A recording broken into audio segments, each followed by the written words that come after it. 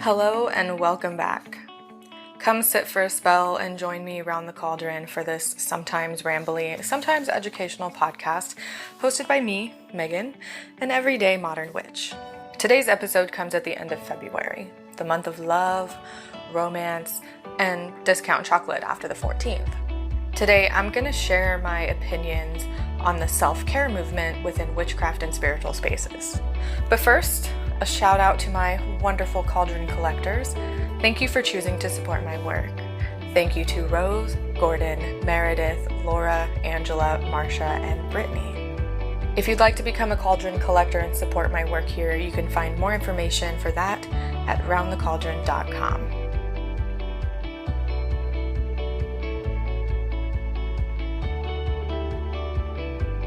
So, what is self-care? Before we talk about self-care and witchcraft, we have to really talk about self-care in general. I like to think of self-care as burnout prevention and literally caring for myself. But just with anything else, self-care has a dictionary definition and a psychological explanation. So let's look at those. The dictionary has two definitions for self-care. These are, quote, the practice of taking action to preserve or improve one's own health, and, quote, the practice of taking an active role in protecting one's own well-being and happiness, in particular during periods of stress. And it sounds pretty straightforward, right? Psychology today gives us a more broad explanation. It says this: self-care is a multidimensional way to consciously engage in activities that promote healthy functioning. It's about taking time away from your normal daily commitments and activities to take care of yourself. An analysis published on NIH, the National Institute for Health, adds a bit more to this. They say that they were able to create a clarified definition of self-care using multiple sources, definitions, and examples. This analysis on NIH says that self-care is, quote, the ability to care for oneself through awareness, self-control, and self-reliance in order to achieve, maintain, or promote optimal health and well-being. Looking at these two definitions, we can see that self-care sounds pretty easy. Take care of yourself, do the things you enjoy, make time for yourself, take breaks when you get stressed, etc. But I don't think it's that simple, and many people would agree with me, my own therapist included. I've had conversations with her about burnout, self-care, and starting the day in an elevated mood or state of mind for the sake of avoiding the eventual overwhelming feeling I'll get later in the day. I guess it's also worth mentioning that sometimes you'll need the help of a professional, and there's nothing wrong with that. If you have a mental health professional that you work with, a therapist, counselor, psychiatrist, or whatever, then bring some of these ideas to them too. See if they maybe have more information for you, or other ways you can incorporate self-care into your routine that they think might help you. But I'm getting off track. At its core, self-care is doing the hard things. It's kind of like shadow work in that respect, where it's doing the hard things. It's digging deep into who you are, the things that trigger you, the things that really irritate you for no particular reason. That's shadow work. But on the surface level of shadow work, people think it's journal prompts and meditation and kind of analyzing who you are, but not really digging deep into the nitty-gritty dark stuff that you would rather not have other people see. But yeah, self-care is doing the hard things. It's setting boundaries. It's creating a schedule and sticking to it. It's doing things that you enjoy every day, not just occasionally. It's doing the things that need to be done. Taking the time you need to feel like a person and enjoy the things that make you happy. You're not just a number. You're not just some cog in the machine of the capitalist society that we live in, regardless of what the corporations would have you think. You are a person. You deserve to feel that personhood. You deserve to feel like you're living for a reason, or at least enjoy the life that you're living. Sometimes self-care means starting your day off with an affirmation and 3 deep breaths to alleviate stress, especially if you've carried it over from the next day. Sometimes it's taking a bathroom break so you can focus and ground yourself during the day before you get overwhelmed. See, the point of self-care is to do all of these things to maintain yourself, to maintain care of yourself, not to recover from not doing self-care, if that makes sense.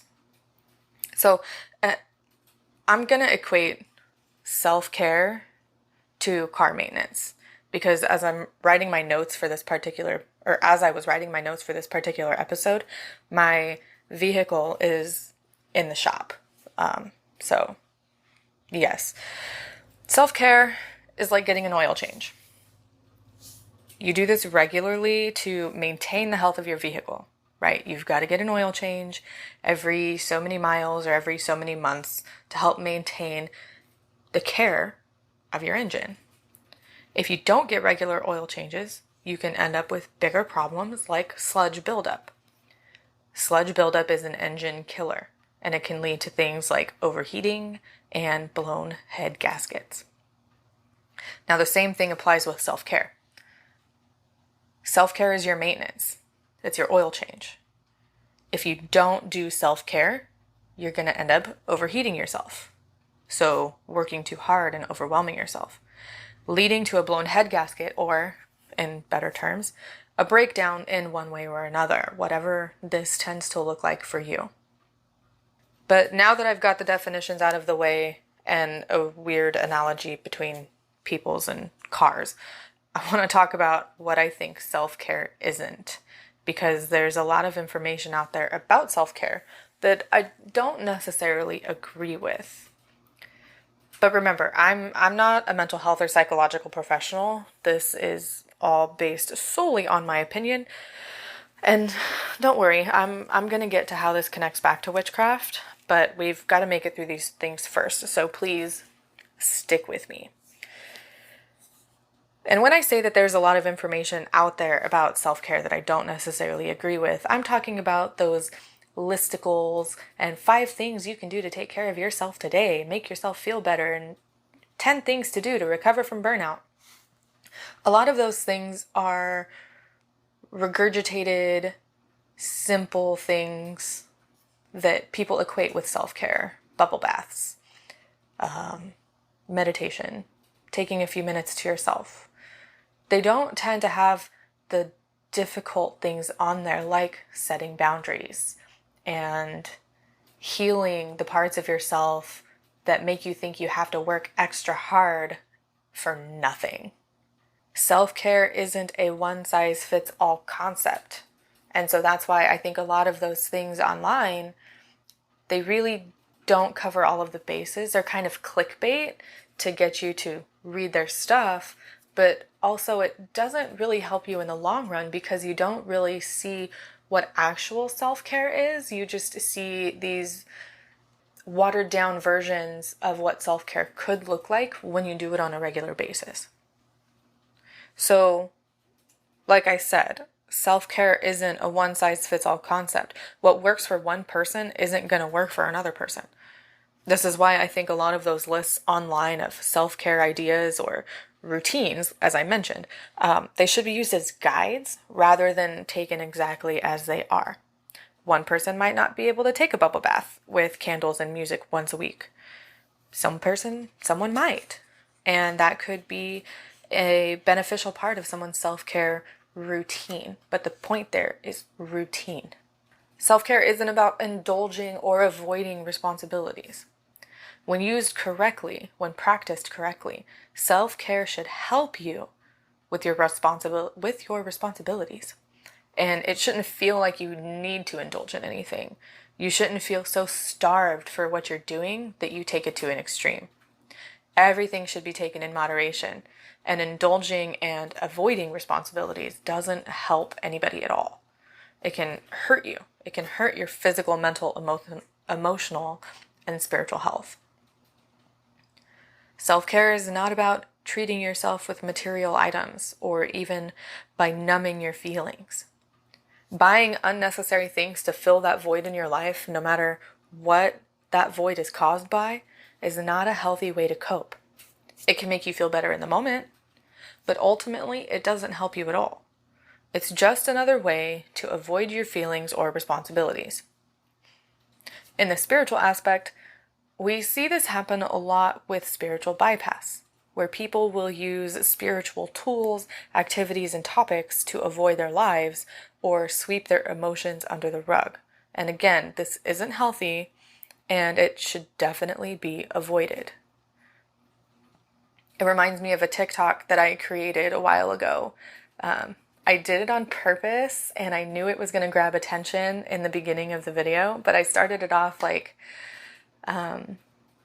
something about like, hey, do you want to hear the ultimate crystal to help cure your depression and anxiety? And then I was like, it doesn't exist. It's not a thing. Because avoiding our responsibilities, avoiding our emotions and the way that we feel by holding on to crystals and spell jars and incense and herbs and kind of avoiding. How many times am I going to say avoiding in this episode? Somebody keep track. But like taking all of these things and using them and hoping that those are going to take care of all of our problems isn't a healthy coping mechanism. Sure, these things can help, and we'll get to the part where witchcraft and spirituality can help our self-care routine and help us feel better, but it shouldn't be the only thing that we rely on. And buying crystal after crystal after crystal, just picking on crystals here, for example, isn't healthy. You're going to end up with a massive amount of crystals. You're going to end up spending way too much money, and you're going to still be in the same boat as you were before, unless you do the inner work and not rely on those external objects and tools that are supposed to help you as well. Self-care is also not about being selfish or neglecting your responsibilities. When self-care is done properly, it can be a really good addition to a routine for someone that's actively caring for others. For myself as a mom and a partner, I know that if I don't take care of myself, I'm not going to be able to take care of my responsibilities. I'm not going to want to cook dinner for my family. I'm not going to want to do the laundry. I mean, nobody wants to do laundry, but hopefully you understand what I mean. When I'm happy, well taken care of, and respected by myself and others, I'm much more able and willing to do my part of whatever I have to do. And the important part there is respected by myself. If I don't respect myself because I haven't taken the time to cultivate my confidence and my self-respect and my love for myself, I'm just going to be miserable. And this is something, like, I'm not good at this. I don't want anybody to get the impression that I am good at self-care. I am terrible at self-care. I am a people pleaser. I will always make sure everyone else is taken care of before I am. But here I am in my 30s learning how to do it right. Learning that I have to be taken care of too. That when I am happy and healthy, I am more able to take care of the people that I love because I enjoy doing that. That's just part of who I am. I take care of the people that I love. But if I don't love myself, I'm not taking care of myself. And if I'm not taking care of myself, it makes it more difficult for me to take care of others. Now, I don't want anybody to get the impression that you have to take care of others. This is solely specific to myself and how I am. But it brings it back to your responsibilities. When you're happy, healthy, and respected by yourself and others, you can do the things that you're supposed to be doing. You can handle your responsibilities much better. Now, despite what many lists will say online, self-care isn't about random bubble baths. It's not about candlelit reading sessions. It's not about walks in nature. Okay, I mean, it can be, but not in the way that people usually talk about it. So a lot of people usually leave self-care until when they absolutely need it. But if you only do self-care when you absolutely need it, it's no longer about self-care. It's about recovery. It's about surviving. It's not about caring for yourself. When you do self-care at the last minute, working in a hospital, this analogy just comes to my mind. I don't currently work in a hospital, but I have. That's besides the point. The analogy comes to my mind. It's like putting a Band-Aid on a bullet wound. Like, it might work for a second, but if you don't take care of the underlying problem, you're only helping temporarily. Self-care shouldn't be done only when you've hit the point of overwhelm or depression. Self-care should be a regular part of your routine so that you can avoid getting to the bottom of your proverbial well of energy and running yourself dry. Now, as witches and magical people, I find that we tend to have a better connection with ourselves, like energy-wise, and we're more connected to our own energy, usually. Not always, but usually. We tend to know what we need better, and we're more attuned to ourselves, and the outer world, what's going on around us. So a lot of our self-care routines will usually be more spiritual in nature, more witchy. And it doesn't matter if you view witchcraft through an energy lens or through the psychological model. I think it can still benefit our lives to bring our self-care into our witchcraft practice. Or rather, flip that around, bring our witchcraft into our self-care practice. Now, I mentioned before that self-care isn't spiritual bypass, so I should probably explain what spiritual bypass is if you don't already know. Wikipedia says that spiritual bypass is, quote, a tendency to use spiritual ideas and practices to sidestep or avoid facing unresolved emotional issues, psychological wounds, and unfinished developmental tasks. And I don't really disagree with this definition. And an example of this would be like someone choosing to meditate and dismiss their anger rather than deal with the thing that's causing the anger.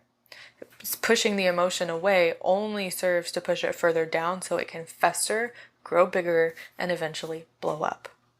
And the same thing can happen with witchcraft and using spells and magical practices to deal with our issues and push them away. While witchcraft can definitely help our self-care practices, it can't replace the need for self-care. I don't know how many anti-anxiety, anti-depression, self-care bubble bath spells I've seen online. And I'll be honest, I've written at least one myself. But like I said before, doing these spells and practices without dealing with the root cause of the issue, like mental health concerns, stress, anxiety, whatever it is that you've got going on, it just serves to make you feel temporarily better. And even if it works really well every time you do it, like I said, it's like putting a Band-Aid on a bullet wound. It'll stop it for a second, but eventually it's just going to come back at you full force. And since most of us magical people tend to have some sort of daily, weekly, or monthly routine, there are ways that we can incorporate our witchcraft and self-care practices to actually benefit us rather than brush our concerns under the rug or only deal with them temporarily. These routines can be helpful, healing, and extremely beneficial to our mental and spiritual well-being when they're done on a regular basis and not just when we feel like we're on the verge of breaking down. Because at its core, self-care is about taking care of ourselves so we don't reach that point. Once you reach that point, it becomes more about recovering rather than maintenance. It's more about repairing the damage rather than taking care of it so it doesn't get damaged. Now, witchcraft can be an empowering tool for self-care. Learning about different techniques like tarot and runes, it can help you learn about yourself. You can connect with the universe or deities or spirit or whatever you believe. And it can also help open you up to new possibilities. There's a lot to be said about divination, especially tarot, in my opinion, as a tool for self-evaluation and growth. I mean, this could even connect back to oracle cards because I feel like they tend to be more intuitive. But we can easily look at themes in the cards, see what our first thoughts are, and analyze those to help us grow and understand ourselves better. One way that I incorporate my practice into my self-care is through a morning ritual. Now, I don't mean ritual in terms of casting a circle and getting ceremonial with my morning. I literally mean ritual in terms of doing the same thing every day to start my day off on the right foot. My morning ritual is very simple. I wake up and stretch, I make my coffee, I do some meditation, and I pull an oracle card or a tarot card for the day. Then I take time to journal and write about the card I pulled, what it means, and anything else I have on my mind. While this isn't necessarily a spell or witchcraft for everyone, the act of repeating these steps every morning and connecting it all back to my spiritual practice is what's important. It helps me start my day off right, so that when things go, quote unquote, wrong, as they always do, I'm not as affected by them as I would have been a few months ago, before I started building my self-care routine. And for many people, myself included, their witchcraft is inherently tied to their identity. I know for myself, I am a witch every single day of the week. Not just on Tuesdays, not just on Thursdays, every single day. While I may not cast spells every single day, that doesn't take away from the fact that I'm a witch. Having my beliefs and practices held so close to my heart, doing something small that benefits me and my practice every day does amazing things for my mental health. And when my mental health is taken care of, that is self-care. So since this entire episode is about witchcraft and self-care, I figured I better give everybody some ideas for how to incorporate their practice into their daily self-care routine. Now keep in mind that you don't have to do all of these or even a few of them. These are just ideas, a guideline for you to use in case you can't think of anything to do on your own. If there's one thing that you do that really brings you joy and cares for your mental, physical, emotional, and spiritual well-being, then you should definitely do that on a regular basis. The first idea I have is to create a spell book specifically for your favorite meditations, mantras, and affirmations.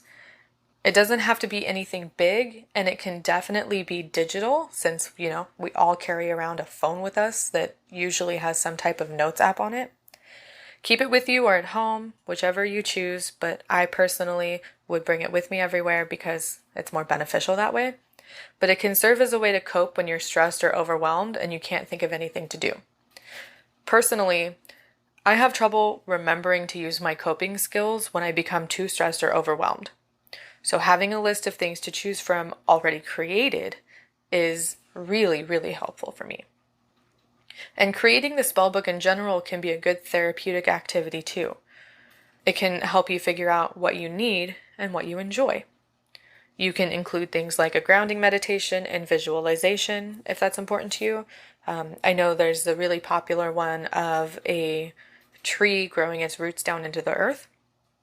If you like to draw or create visual art, you can include that in your book too. Mantras and affirmations are good to include to give you a phrase to repeat when you're doing some deep breathing. And affirmations can be included for daily repetition in the shower or in front of your mirror as you're getting ready. And remember, these affirmations should be said in the present tense. Otherwise, they're not going to work. Affirmations should be said in the present tense in order to have that positive effect on your subconscious and your spiritual body that you want to have. Include affirmations like, I am strong and powerful. I hold my boundaries firmly. I am deserving of love and respect. I am grounded and shielded from the energies of others. Or, any other affirmation that you find powerful and useful. If oils, herbs, and crystals are your thing, put together a self-care kit complete with a ritual.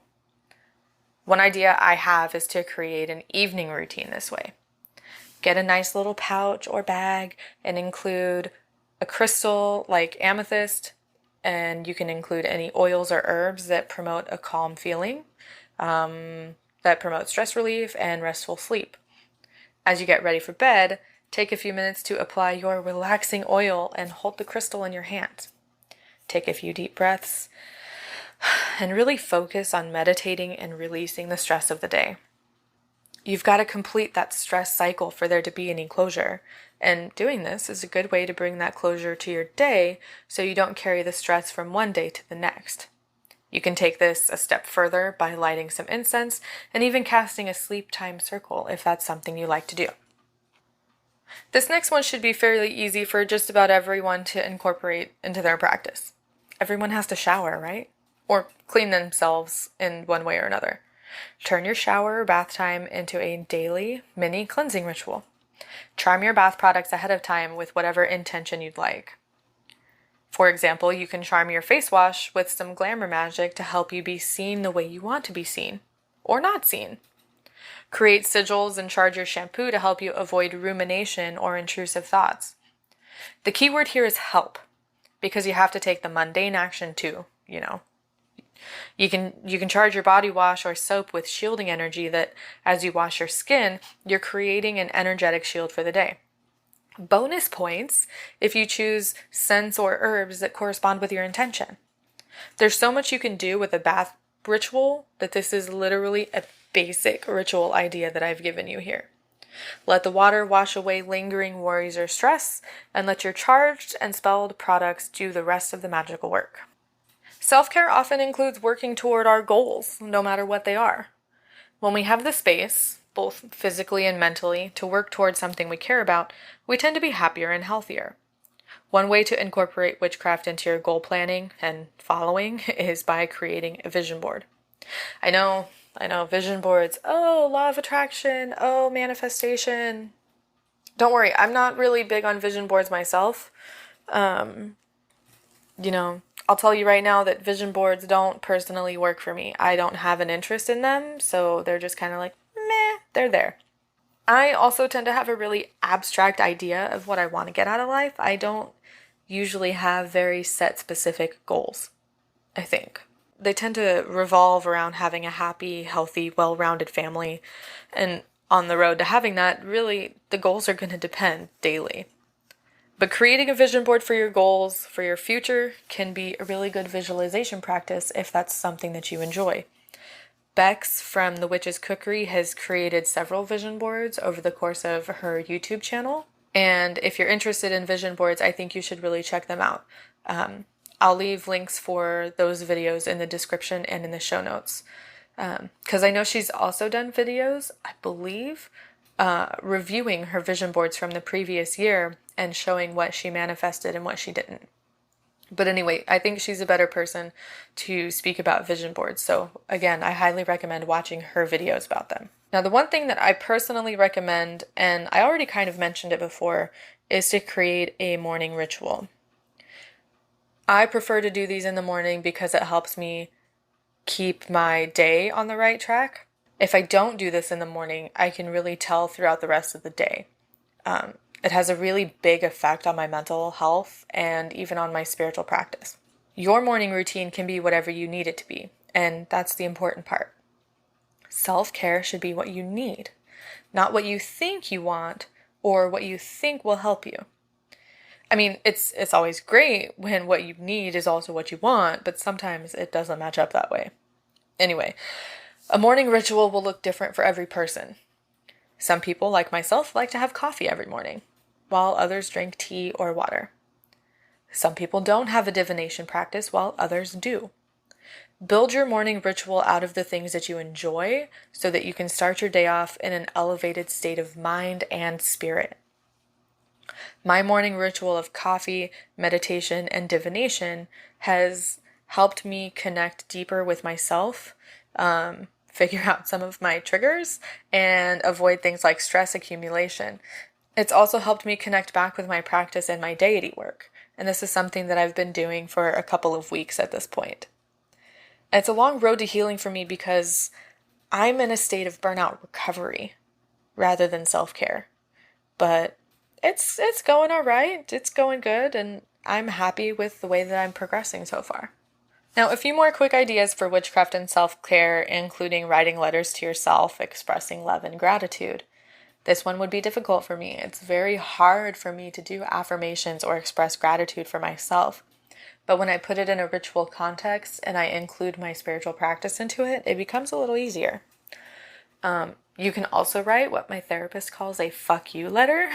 And in fact, I wrote one of these recently, and I shared the clip of the letter burning to, I think, Instagram and YouTube, maybe TikTok, I don't remember. But it's a form of banishing ritual that can be used both magically and psychologically.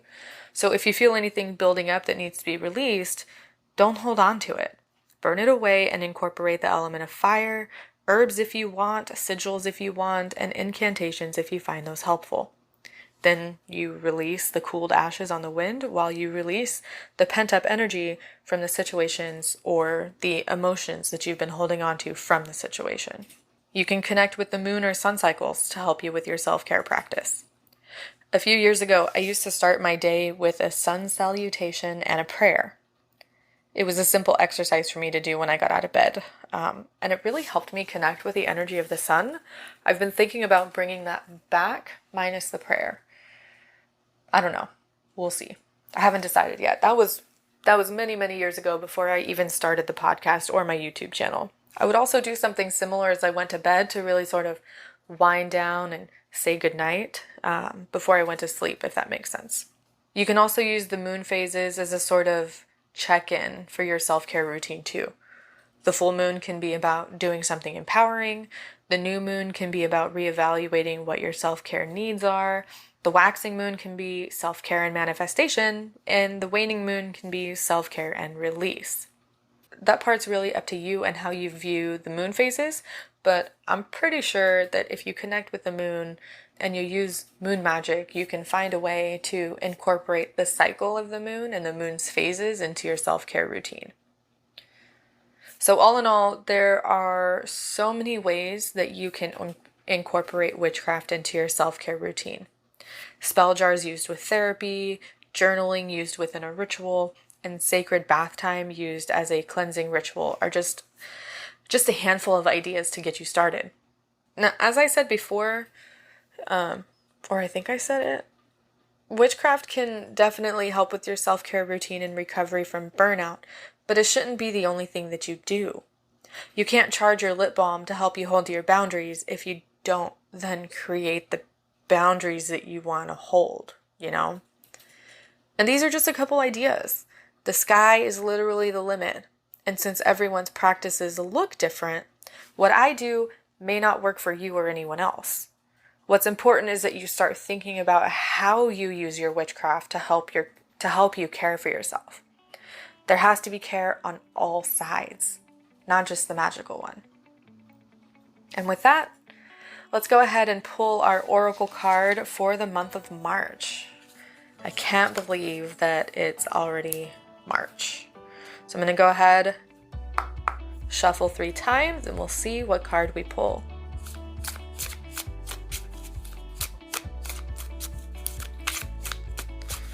And we pull the Path. I think this is a really great card to pull for the month of March and also for this topic in general. The Path is really about analyzing the road that you're on. Are you on the right path for your goals and the things that you want to do? Are you making too many pit stops along the path for other people and you're not really serving yourself or caring for yourself? Are you taking breaks along your path to check in and make sure that you're still happy and healthy?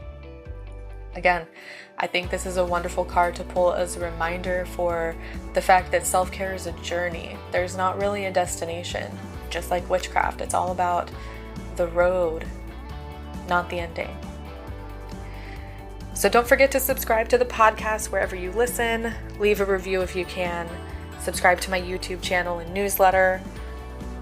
You should definitely subscribe to the newsletter if you're interested in seeing the things that I'm doing outside of YouTube or the podcast. I do also have a blog. I have a shop. I've got some projects in the works. And my newsletter is how I keep everybody updated that wants to stay updated. If you're interested in joining me as a cauldron collector, you can find that information in the description and in the show notes. If you're interested in joining a community of like-minded individuals, somewhere that you can talk about witchcraft and polytheism, then feel free to join my Discord server at the link below. And again, thank you so much for listening, and I will talk to you soon. Bye!